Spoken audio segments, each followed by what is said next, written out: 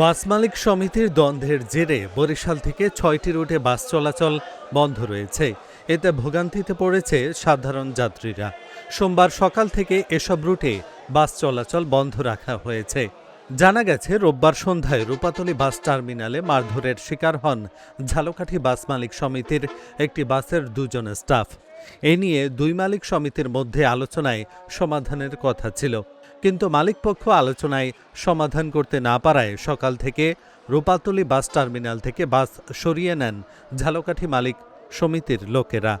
এখান থেকে বাস সরিয়ে নিয়ে ৫ কিলোমিটার দূরে ঝালকাঠির প্রবেশদ্বার কালিজিরা সেতুর ঢালে অস্থায়ী বাস টার্মিনাল থেকে গাড়ি চলাচল অব্যাহত রেখেছেন।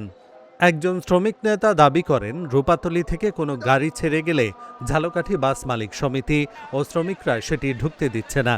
এতে বরিশাল, ঝালকাঠি, ভান্ডারিয়া, মঠবাড়িয়া, পাথরঘাটা, পিরোজপুর, বাগেরহাট ও খুলনা রুটে বাস যেতে পারছে না।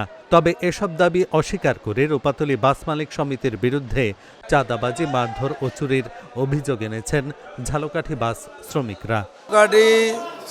ঝালকাঠি মালিক সমিতির শ্রমিক ইউনিয়ন আমাদের 6টা রোডে গাড়ি চলাচল বন্ধ করে দিয়েছে। আমাদের গাড়িগুড়ি নিয়ে যাওয়ার সময় যাইতে লইছে, শ্রমিকের অনেক হুমকি দিয়েছে এবং মারধরের কথা বলছে।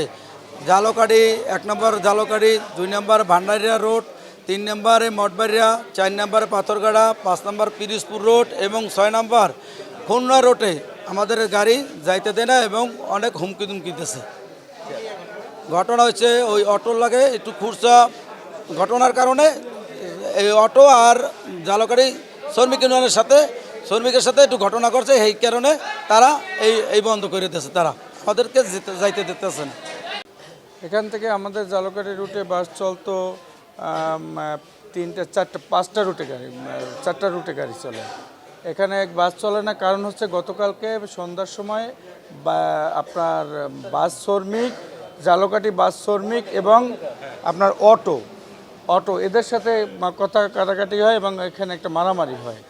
এরপর থেকে এরা আমাদের কাছে বা ঝালকাঠি থেকে আমাদের কাছে কোনো কিছু আমাদের নেতাদের ইনফরমেশন দেয় নাই, জানায় নাই, কিছু কেউ করে নাই। কিন্তু এরা মারামারির পরে এরা এই গাড়িটা নিয়ে চলে যায় এখান থেকে, যে এরা আর এখান থেকে গাড়ি চালাবে না। কিন্তু কিসের জন্য, কি হয়েছে কি না হয়েছে, এগুলা কিছুই আমাদেরকে অবগত করে নাই। তো ধর্মঘট তো আমরা করিনি, ওরা করছে, ওরা ঝালকাঠির স্টাফ। আমরা কথাবার্তা চলতেছে, এদের সাথে বিকেলের মধ্যেই বসাবসি হবে, বিকেলের মধ্যে এটা ক্লিয়ার হবে।